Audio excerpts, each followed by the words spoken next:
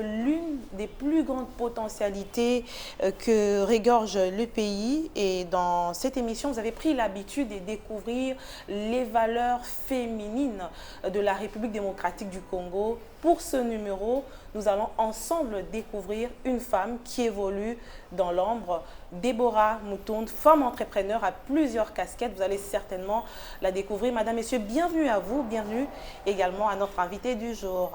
Bonjour Faiza, bonjour à toute l'équipe. Merci de me recevoir et merci de faire honneur encore à Josefa Cosmétiques. Je suis très heureuse d'être là ce matin. C'est vrai que c'est la deuxième fois que nous sommes ici, mais avec des visages différents. Comme pour dire que la famille est vraiment dans le domaine de l'entrepreneuriat. Alors, Déborah, j'ai lu votre parcours. Il est quand même éloquent en tant que femme.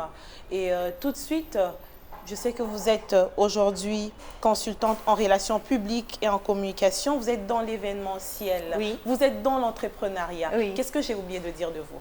Écoutez, vous avez dit un peu tout. Je suis multifacette. Je touche un peu à tout. J'aime bien tout ce qui bouge, tout ce qui est dynamique. J'aime bien le beau. Donc, j'ai une carrière dans la mode qui est un peu moins connue ici parce que je l'ai faite en Afrique du Sud. Je la fais toujours. Je suis également un petit peu dans la politique. Aussi? Oui. Comme Barbara? Bon, un peu moins qu'elle. Okay. J'ai été conseillère du Premier ministre. Et je suis dans l'entrepreneuriat justement avec Josefa Cosmétiques qu'on a lancé. Et j'ai plusieurs autres projets qui sont en cours. Plusieurs autres projets qui sont en cours parce que vos idées, la tête bouge, la tête tourne. Il faudrait travailler pour développer la République démocratique du Congo. Mais en tant que femme, de vous à moi, vous êtes consciente que ce n'est pas facile d'évoluer dans un contexte où l'on se dit, mais celle-là, qu'est-ce qu'elle va encore nous apporter de plus? Je le sais, je le vis, je le ressens tous les jours. Et je dis souvent en anglais, it's a man's world. C'est un homme régi et fait par les hommes pour les hommes. Donc c'est très difficile pour toute femme de trouver une brèche dans tout ce système-là et pouvoir émerger. C'est très difficile, mais écoutez, on est là, c'est la vie, rien n'est facile. Et Josefa Cosmétiques est une des preuves justement que c'est possible. Donc ça m'encourage énormément, ça m'inspire. Et en fait, je suis quelqu'un de très inspiré en fait. Quand je sors, quand je voyage, que je vois quelque chose qui se fait à l'étranger, ou quand quelqu'un parle de quelque chose, je me dis, mais tiens, qu'est-ce qu'on peut faire de ça? Comment est-ce qu'on pourrait ramener ça chez nous? Comment est-ce qu'on peut l'adapter? Donc, dès que je suis inspirée par quelque chose, j'ai envie de le faire. J'ai envie de faire de la télé, par exemple. J'aimerais bien faire... On peut s'échanger des rôles, là. Tout de suite.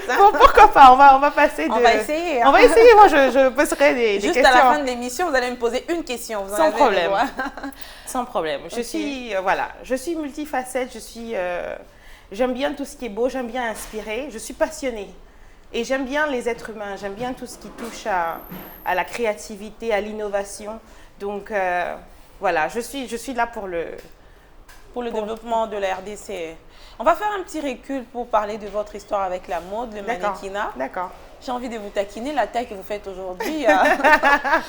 Ne me laisse pas deviner que vous avez été dans le mannequinat. C'est justement ça. Moi, je suis je suis désolée, hein, je parle anglais et français, donc des fois, les mots viennent seulement en anglais. On va vous comprendre. Voilà, je suis une outsider, je suis une outcast. Là où tout le monde dit que ça ne va pas marcher, moi, je dis, écoutez, je vais tenter ma chance là. Oui, peut-être que je n'ai pas l'allure de quelqu'un qui est mannequin, d'après ce que les gens pensent, mais dans le reste du monde, c'est une réelle industrie.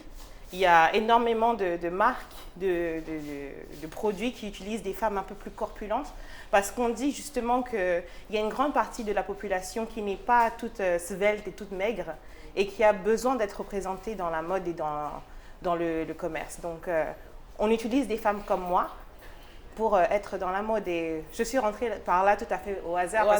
Comme vous, je ne pensais pas qu'on pouvait m'appeler mannequin. Quand je grandissais, on m'appelait tout sauf mannequin. J'étais intelligente, j'étais un petit peu mignonne, mais je n'étais pas le mannequin, ça c'est sûr. Mais j'avais la tchatch. J'ai toujours su bien parler. Hein. J'espère que je m'en sors bien aujourd'hui. On espère aussi. Je savais bien parler et je m'exprimais bien en anglais. Donc j'étais avec ma sœur, Josefa, et mon ami, qui sont tous les deux minces et grands. On leur faisait tout le temps des compliments, vous êtes beaux, vous devrez vraiment essayer de faire le mannequinat. En Afrique du Sud, c'est très développé. Oui. Donc, ils m'ont dit, toi, comme tu sais bien parler, quand on arrive là-bas, tu négocies pour qu'on nous signe. Bon, moi, la petite boulotte, je dis d'accord, je vais le faire, quoi, parce que bon, moi, je suis toujours enthousiaste pour les autres. Donc, on va à l'agence de mannequinat, je dis, écoutez, bonjour. Là, vous avez joué à la manager? J'étais la manager. J'arrive et je dis, écoutez, j'ai 2 personnes là qui sont très beaux et il faut absolument que vous leur donniez un contrat de mannequinat. Ils me disent, est-ce que vous avez déjà pensé à être mannequin? Je dis, qui ça, moi? Ah non, jamais. Ils me disent, ah, la directrice, on appelle la directrice de l'agence. Elle me voit, elle dit, ah non. Est-ce que vous avez déjà entendu parler des mannequins grande taille? Je dis, j'ai vu ça par hasard sur Internet, mais vraiment, moi non, j'y ai jamais pensé. Elle dit, je pense que vous avez le profil parfait, je vous signe immédiatement. On est allé à 3, je suis la seule qui suis repartie avec un contrat. Alors que vous n'étiez même pas... Je n'étais même pas prévu ni pensé même que je pouvais être cette personne-là. Et justement, s'en est suivi une carrière assez impressionnante. Moi-même, je ne m'y attendais pas.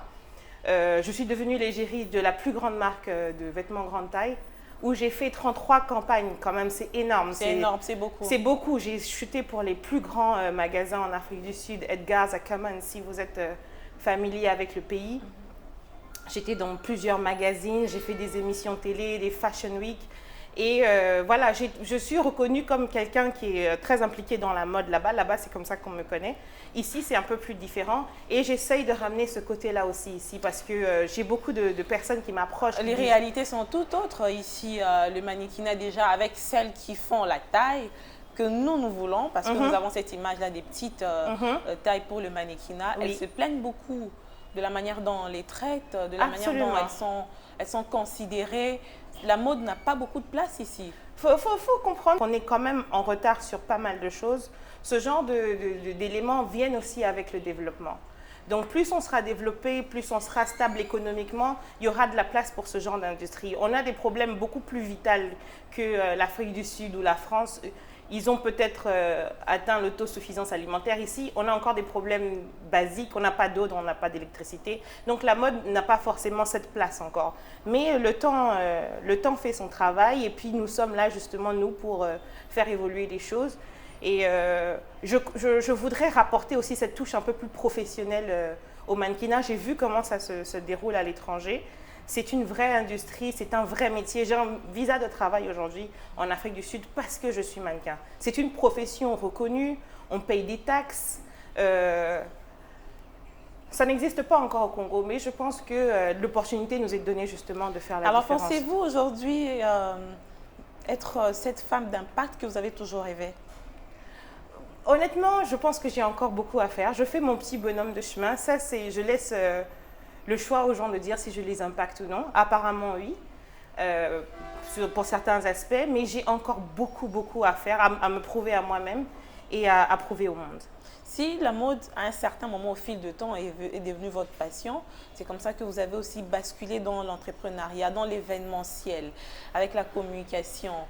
Comment ça s'est passé? En fait, toutes ces choses-là sont un petit peu arrivées au même moment. Donc, la fameuse rencontre à l'agence de mannequinat se déroule pendant que je suis en train de faire mes études. Je suis encore étudiante. Donc, ma carrière de mannequinat commence à ce moment-là. Une fois que je termine mes études, je rentre au pays. Et justement, dans les échanges avec ma sœur Manuela, on se demande qu'est-ce qu'on peut faire. Comment est-ce qu'on peut créer quelque chose? Il faut qu'on fasse un business. Et c'est comme ça que Josepha Cosmétique naît. Donc, toutes ces choses, en fait, naissent au même moment. Donc, quand Josepha Cosmétique est lancée, donc nous sommes en plein dans l'entrepreneuriat, moi, j'aime beaucoup aussi la musique. Je suis quelqu'un de très créatif. Donc, j'ai toujours accompagné Barbara dans ses tournées. Il faut dire que c'est votre sœur? C'est ma sœur, absolument. Oui. Je ne le dis pas souvent, mais c'est vrai que c'est pas... Vous avez des traits, oui, on a des ressemblances. Il paraît qu'on a la même voix, je ne sais pas. Oui. Je ne peux pas chanter comme elle, je vous rassure. Vous ne chantez pas? Non, sous la douche des fois un peu. Mais j'aime beaucoup la musique, donc ça m'arrivait de la manager, d'organiser des concerts pour elle. Et tous ces éléments-là, en fait, sont arrivés en même temps. Ne pensez-vous pas que vous en faites un peu de trop? Vous êtes dans plusieurs choses au même moment. Ah non. Qui trop embrasse mal étreint, dit-on. Écoutez, moi, je suis assez versatile. L'avantage d'être entrepreneur, c'est qu'on est son propre patron. Donc, je n'ai pas d'obligation envers qui que ce soit, si ce n'est envers moi-même. Écoutez, si on devait penser petit, il n'y aurait pas d'Oprah Winfrey, il n'y aurait pas de Beyoncé. Hein. On a le même nombre d'heures qu'elles. Pourquoi elles n'y arrivaient pas, nous? Moi, je ne me limite pas dans ma façon de penser. Hein. Je pense qu'on est ce qu'on pense et je pense grand. Ah, vous pensez grand. Oui. Dans votre pensée grand, aujourd'hui, il y a Josefa Cosmétiques, il y a ce que vous faites.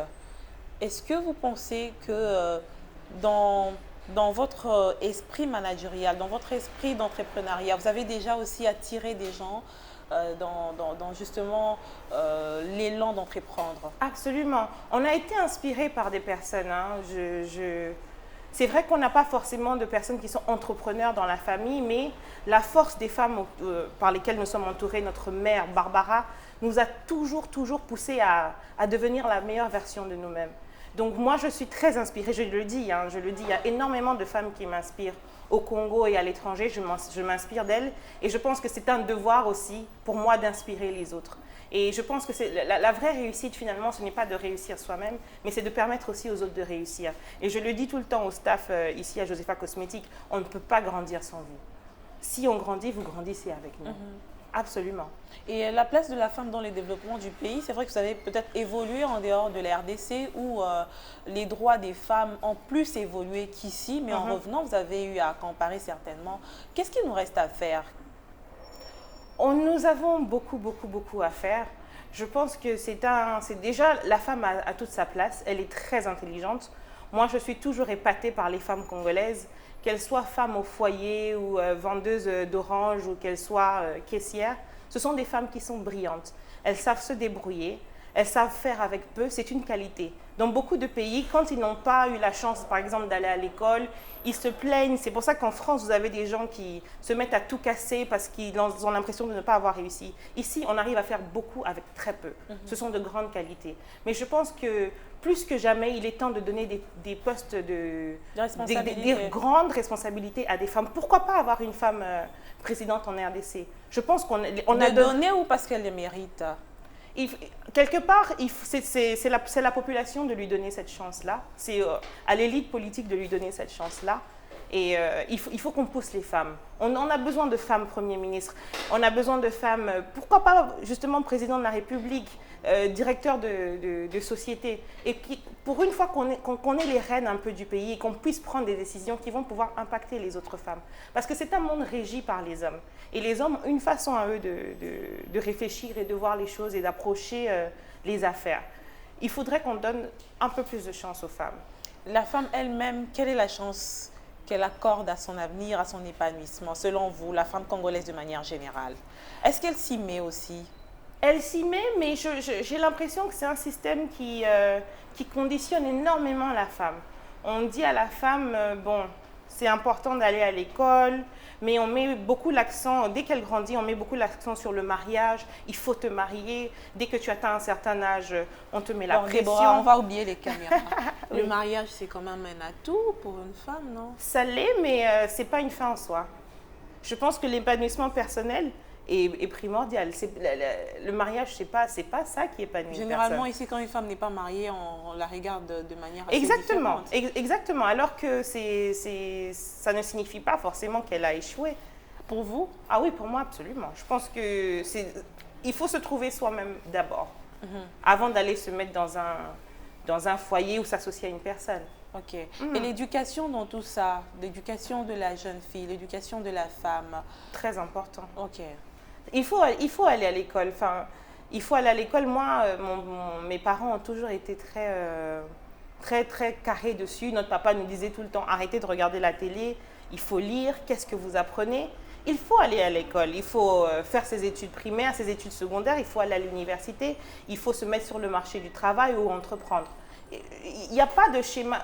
S'il y a un schéma qui s'applique aux hommes, il s'applique tout autant aux femmes. Donc, il n'y a pas de différence à faire à ce niveau-là. Et je ne connais pas très bien le niveau de scolarisation en RDC, mais j'ai comme l'impression que les femmes, justement parce on leur dit très vite d'aller se marier, et il faut faire les enfants, il faut s'occuper du mari, que bon, la carrière et les études commencent à devenir un peu secondaires. Mais des manières naturelles, tout à fait naturelles, ce sont quand même des devoirs qui sont reconnus à la femme.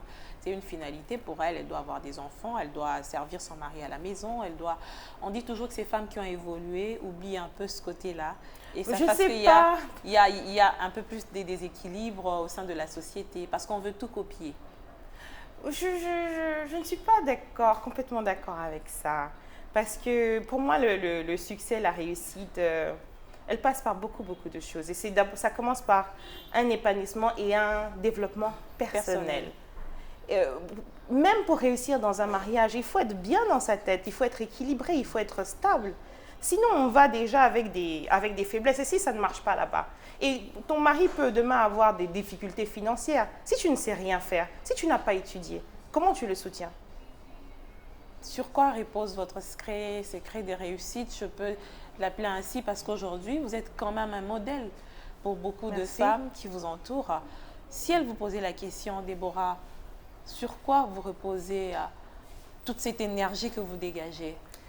Je vais dire d'abord que c'est la grâce et la faveur de Dieu, parce que Dieu fait grâce. Il y a beaucoup de choses qui ne sont pas données par le mérite. Vous avez grandi dans une famille chrétienne, c'est normal? Absolument. Après, il y a beaucoup d'amour. J'ai grandi dans une grande famille où on s'aime et on se soutient énormément. Et je n'aurais jamais été la femme que je suis. En tant que chrétienne, je dirais que c'est une grâce pour vous. Absolument, ça l'est. Mais d'autres n'ont pas cette grâce-là. J'en suis tout à fait consciente et j'en suis très reconnaissante. Et c'est cet amour, c'est cet esprit de soutien, de toujours se pousser vers l'avant, on ne se casse pas, on ne se met pas des bâtons dans les roues, on essaie toujours de s'encourager. Et puis, ma carrière de mannequin, justement, m'a beaucoup appris à surmonter le manque de confiance en moi. J'ai appris à m'aimer, à m'accepter, à ne pas forcément plaire à tout le monde. Je n'ai pas besoin de plaire à tout le monde, je me plais à moi-même. Et c'est pour ça que je marche avec beaucoup d'assurance. Les gens me disent, mais tu as beaucoup d'assurance et tout ça, mais je dis, mais je suis moi. Et cette assurance-là ne frôle pas un peu à l'orgueil? Non, vaut mieux faire envie que pitié, honnêtement. Okay. Parce que le monde a toujours tendance à vouloir nous rabaisser, à nous dire qu'on n'est pas assez bien, on n'est pas assez ceci, on n'est pas assez cela. La plupart du temps, les gens ont du mal à dire des choses positives sur les autres. Donc, c'est pour ça qu'il faut cultiver cet esprit-là de l'amour propre, en fait. Et ce sont notamment ça les piliers de... En faisant un petit recul, vous avez parlé justement de votre carrière de mannequinat. J'ai envie de savoir comment vous avez géré ce côté végétariat en tant que femme. C'est pas facile. Beaucoup de sollicitations. Généralement, ici, on vous colle d'être légère. Comment vous avez fait? Écoutez, les gens parleront et parleront toujours. Hein. Même Jésus, qui était sans péché, n'a pas fait l'unanimité. Qui suis-je pour l'avoir? Vraiment. Nelson Mandela a été critiqué. De toute façon, peu importe ce qu'on fait dans la vie, on est critiqué. Les présidents de la République sont critiqués, les artistes sont critiqués. J'ai besoin vraiment de plaire à personne. Je n'essaie pas de plaire à quelqu'un. J'essaie de me faire plaisir à moi-même. Et tant que je sais que je ne suis pas mal intentionnée ou que je n'ai pas des idées, des mauvaises idées derrière la tête, je fais ce que j'ai à faire, c'est tout.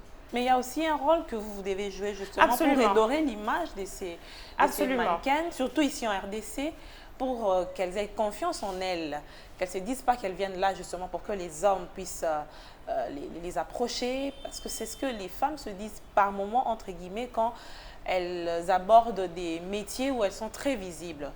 Oh, vous seriez surprise, hein, ce qui se passe peut-être dans des banques ou dans des ministères. Hein. Je pense c'est caché. En tant que femme, voilà. C'est caché, Déborah. C'est possible. On est exposé partout là où on est. Je pense que c'est après de savoir qui on est et après avoir reçu quand même une certaine éducation, on se pose des limites. On sait que ça c'est pas moi. On fait la différence entre justement son métier et sa vie privée. Il ne faut pas mélanger les deux. Ça relève du professionnalisme et puis de savoir qui on est et de son éducation. Je ne pense pas qu'un métier nous rend plus vulnérables qu'un autre. On est exposé partout. Et moi, je veux surtout encourager les femmes à connaître leurs valeurs, à savoir qui elles sont, à mieux se vendre. Et ça, c'est dans tous les domaines, hein. Je conseille énormément de personnes. Des fois, ce sont des hommes politiques, ce sont des hommes d'affaires, ce sont des artistes. Vous faites le coach, c'est ça? Un petit peu. Je suis conseillère en image, ça fait partie des relations publiques. Je conseille beaucoup de gens, je leur dis non, il faut plutôt que tu te positionnes comme ça. Et je suis, au niveau de Josefa Cosmétiques, je suis encore plus en charge de l'image de la boîte. Ok. Donc, il y a une certaine façon dont on veut se positionner dans l'industrie et c'est un travail de fond. Êtes-vous satisfaite aujourd'hui du résultat que vous avez par rapport à Josefa Cosmétiques? Honnêtement, j'en parlais encore ce matin, 4 ans plus tard. Je pense que c'est un beau parcours. Nous avons encore énormément à faire. On a plein d'idées et qu'on voudrait réaliser, mais je suis très fière de ce qu'on a pu faire aujourd'hui. Et je veux dire qu'on est à 80% là où on aurait voulu être. Entreprendre au Congo, ce n'est pas facile et par surcroît, on le disait au début de l'émission, être femme, entrepreneur, c'est encore une grande difficulté. Je vais aller droit au but. En termes de financement, c'est quand même pas facile ici au Congo d'accéder par exemple à des crédits de banque. Vous avez un projet mais vous ne savez pas comment le réaliser. Il y a plusieurs femmes qui se retrouvent comme ça un peu bloquées. Est-ce que vous pouvez partager avec elles quelques astuces pour qu'elles sachent comment justement s'y mettre et s'en sortir? Moi, je vais dire 2 choses. La première, c'est aux personnes qui voudraient entreprendre, écoutez, il faut multiplier ses sources de revenus. Vous m'avez demandé tout à l'heure si ce n'était pas trop tout ce que je faisais. Écoutez, j'en ai besoin, il faut que je survive, il faut que je puisse assurer telle ou telle chose. Donc, je suis obligée de multiplier les sources de revenus. Donc, je touche un peu à tout, je fais un peu de ça, un peu de ça. Heureusement que je suis dans l'entrepreneuriat, donc je ne suis pas dans l'obligation de me présenter à un endroit tous les jours. Mais je dois trouver les façons de gagner de l'argent. Il y a plusieurs façons de le faire. On peut faire un petit commerce. Ce n'est pas parce que d'ailleurs même qu'on travaille en entreprise qu'on ne peut pas être un entrepreneur. Vous pouvez être employé quelque part et même avoir un commerce de vente de fruits. Vous pouvez vendre des beignets.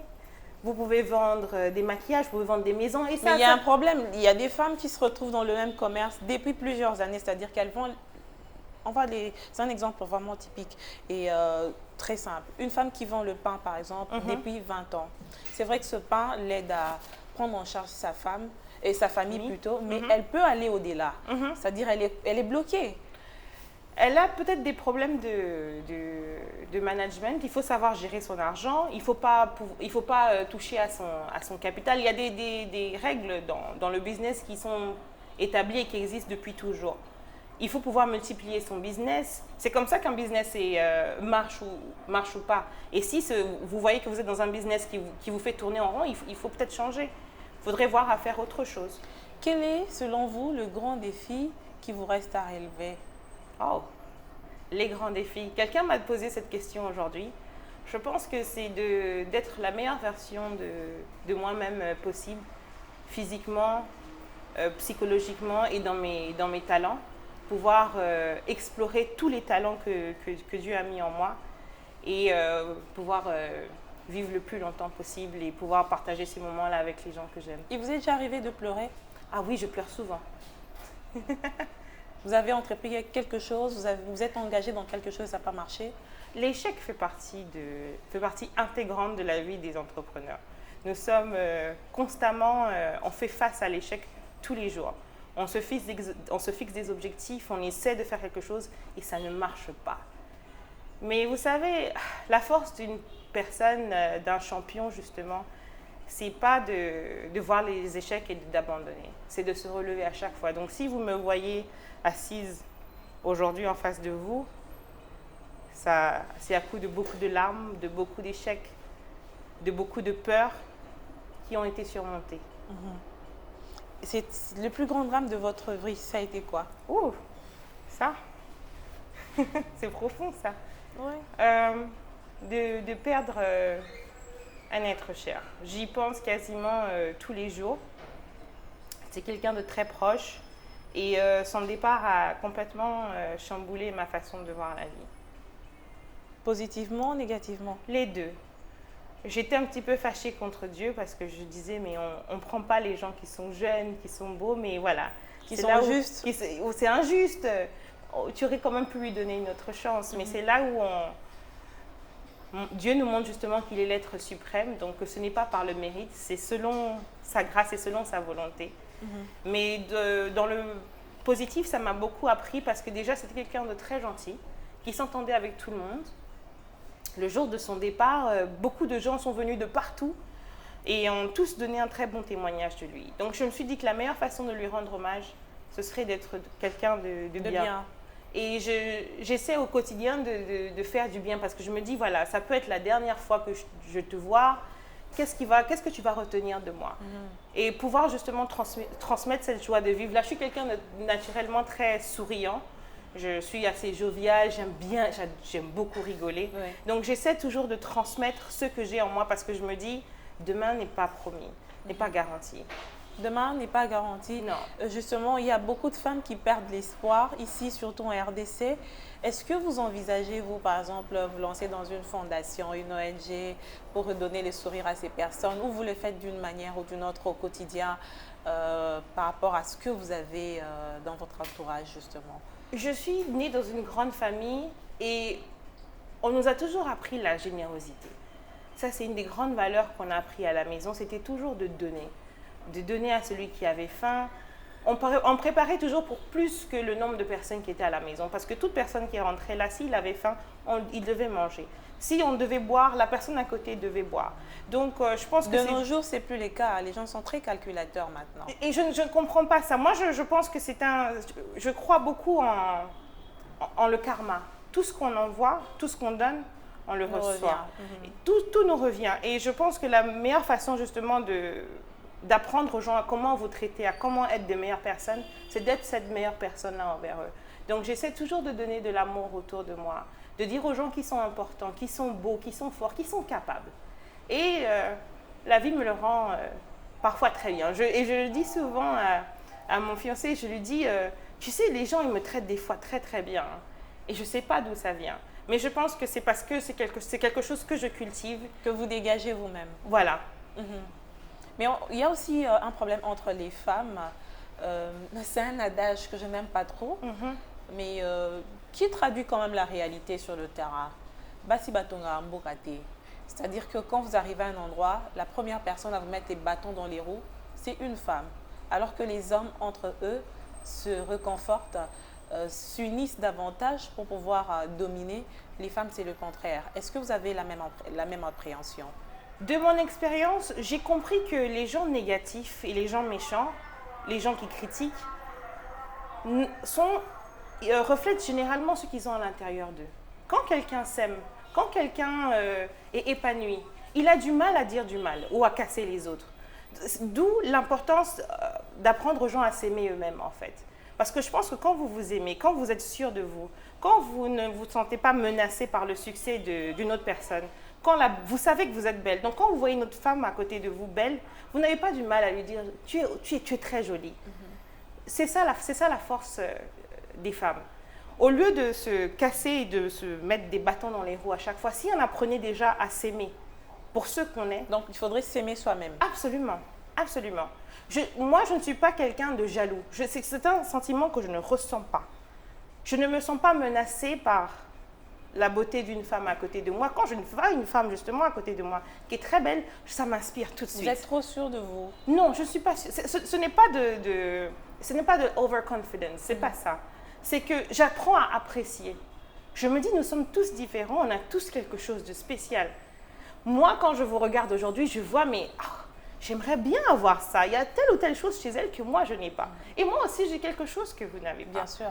Et c'est ça qui fait la diversité. La beauté est dans la diversité, justement, du monde. Et si on apprenait, en fait, à apprécier les autres pour leurs différences, on serait moins en train d'essayer de se casser. Et les gens négatifs, en fait, reflètent justement la négativité qu'ils ont en eux. Les gens qui ne sont pas sûrs de vous, verrez que les gens qui sont toujours en train de dire « Ah, mais celle-là, elle a grossi. Ah, mais celle-là, elle a maigri » sont les gens qui ont le plus de problèmes de poids, en fait. Les gens qui critiquent, les autres, oh, elle va encore faire quel business? De toute façon, c'est nul. Ces personnes-là, en général, n'ont jamais rien réalisé de leur vie.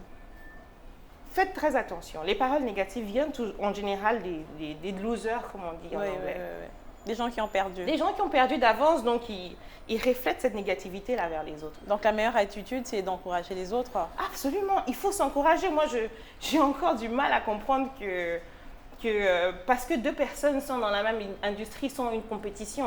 Je dis non. Je suis allée la semaine dernière à un événement qu'une de nos concurrentes a organisé parce que j'apprécie le travail qu'elle fait. Je sais l'encourager. Je lui dis, mais bravo. Bravo pour tout ce que tu as fait. Et elle aussi m'encourage en retour. C'est pas parce que quelqu'un fait la même chose que toi, c'est pas parce qu'il y a une autre femme à côté de toi qu'elle est une entrave à ton succès. Non. Le monde est grand, nous sommes 7 milliards.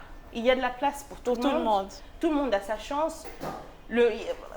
Kinshasa, c'est entre 10 et 12 millions de personnes. Même si Josepha Cosmétique voulait être le numéro 1, on ne pourrait pas s'occuper de tout le monde. On a besoin d'une industrie forte pour que le pays avance. Le succès du Congo ne repose pas sur une personne. Une personne, c'est tout le monde. Donc nous devons tous mettre la main à la pâte et essayer de faire avancer les choses. Est-ce que vous pensez que cette femme, aujourd'hui, la femme congolaise, peut contribuer à grande échelle au développement du pays? Absolument. Il n'y a pas de petites actions quand vous êtes 80 millions. On est un peuple très nombreux, on a énormément de terres arables, j'en parlais encore. Hier, je parlais. Mais les gens n'aiment pas cultiver. Parce que ça, c'est un des problèmes qu'on a en RDC, c'est la culture de l'argent facile. Oui. Je suis quand même choquée par la facilité avec laquelle les gens demandent de l'argent à Kinshasa. Ils estiment que si telle ou telle personne a réussi, la personne doit redistribuer à tout le monde. C'est vrai que c'est un système qui a été instauré parce que les gens aiment bien qu'on les acclame, qu'on chante leurs louanges. Mais c'est pas comme ça qu'on va... Déborah, Talaka. Exactement. Non. La flatterie. La flatterie, c'est la culture de la flatterie, donc il faut toujours sortir des billets. Mais on appauvrit les gens. On ne leur apprend pas à les cultiver. Il ne faut pas donner du poisson aux gens. Il faut leur apprendre à aller pêcher. Il faut plutôt payer les études des gens. Il faut ouvrir des sociétés et leur donner du travail. C'est comme ça qu'on développe une économie. Vous pensez que la femme congolaise, justement, peut apporter une touche particulière à votre vision, votre manière de voir des choses? Il faut qu'elle apprenne à être simple. Il faut savoir aussi apprendre à vivre selon ses moyens. Malheureusement, ce que je remarque aujourd'hui, c'est qu'avec les réseaux sociaux, on est à l'ère à génération 2.0. On arrive à voir les gens qui sont à Los Angeles, à Miami, à Paris.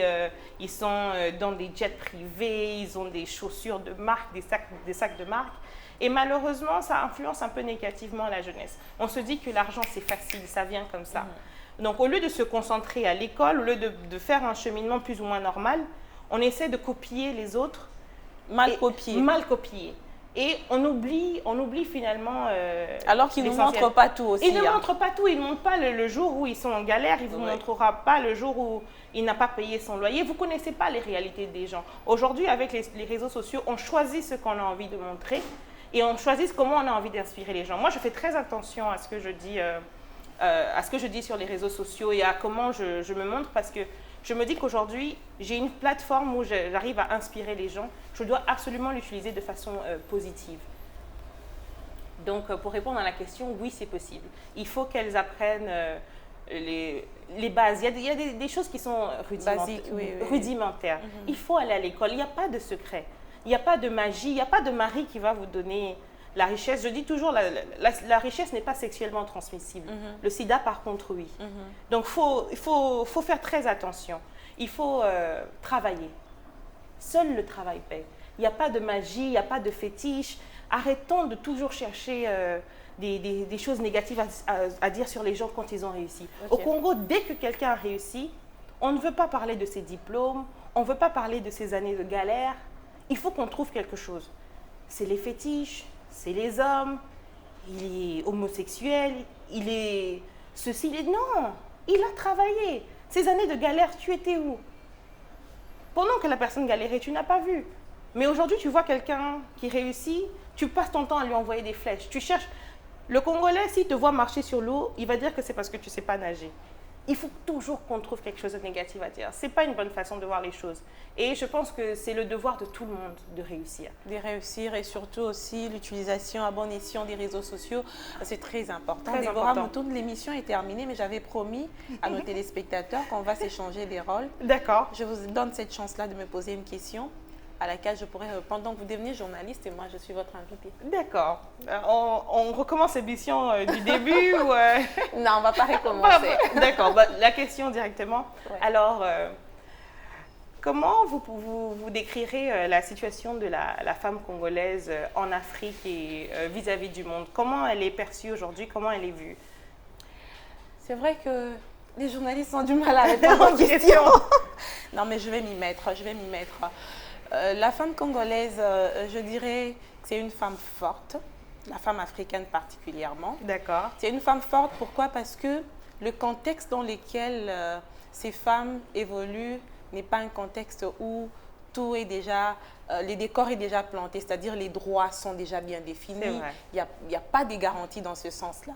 Mais c'est une femme qui se bat au quotidien pour tenir sa famille, pour nourrir sa famille, pour éduquer avec le petit moyen qu'elle a. Et je crois qu'il y a juste quelque chose qui nous manque, c'est des clics là, le jour où on l'aura, ça sera une femme qui va épater le monde. Ah, c'est beau ça. C'est beau, ça a été une très belle réponse. Bravo. Merci Déborah d'avoir répondu. Merci. C'est Déborah qui répondait aux questions de cette émission Femmes. Comme je l'ai dit toujours, chaque jour nous découvrons un nouveau visage, mais ce n'est pas ça qui importe, c'est ce qu'elle dégage, c'est ce qu'elle ressort en elle qui est plus important. J'espère que vous avez retenu beaucoup de choses, surtout de nous encourager mutuellement. Ça nous manque aussi ça, entre nous, femmes congolaises, pour pouvoir nous développer et surtout apporter notre pierre de contribution pour le développement de ce pays. Madame, Messieurs, c'est un réel plaisir pour nous d'être avec vous. J'espère vous retrouver très prochainement avec une autre femme qui aussi nous dira ce qu'elle pense de l'apport de la femme dans le développement du pays. Merci. Merci Déborah. beaucoup. Au revoir.